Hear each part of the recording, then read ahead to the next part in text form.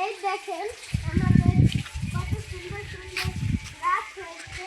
আপনাদের ওষুধটা বলে দেন, আপনারা ওর জন্য আপনাদের বলছি আপনাদের জৈব সার হলো গোবর।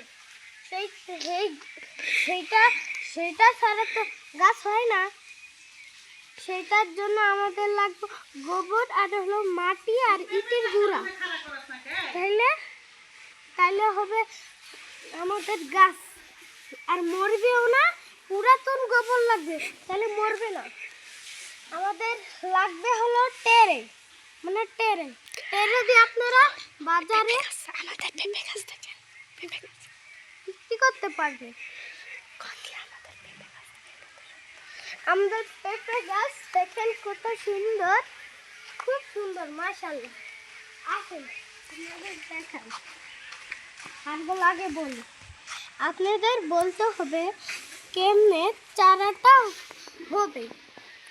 আগে আপনারা যদি আপনারা টিস্যু আছে না, আগে হলো দানাগুলো ভিজিয়ে রাখতে হবে কালকে।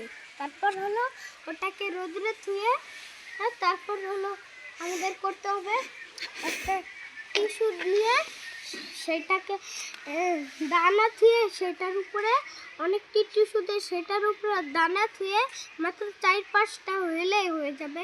তারপর এটার ভিতরে দানা ধুয়ে তারপর সেটা এমন করে ভাঁজ করে নেবেন, এমন করে ভাঁজ করেন। তারপর এটাকে এমন করে উল্টায় নেবেন। তাইলে আমাদের ভিডিওটা হবে, হবে আরও ভিডিও ব্লগ দেব আপনারা। এটা কিন্তু পার্ট 4-এর মধ্যে আপনারা এটা আমি বলছি।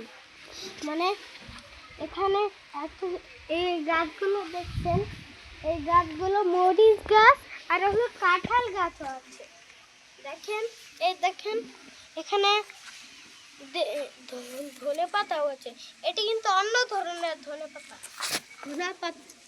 পাতা।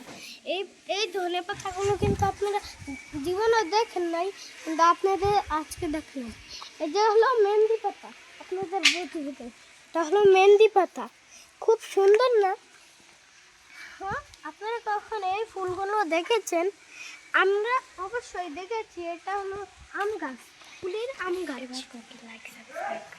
আপনারা যদি আপনাদের আমার 10 মিনিট লাইক সাবস্ক্রাইব হয়, তাইলে আমি আপনাদের জন্য অনেক ভিডিও নিয়ে আসবো। আর ওখানে দেখেন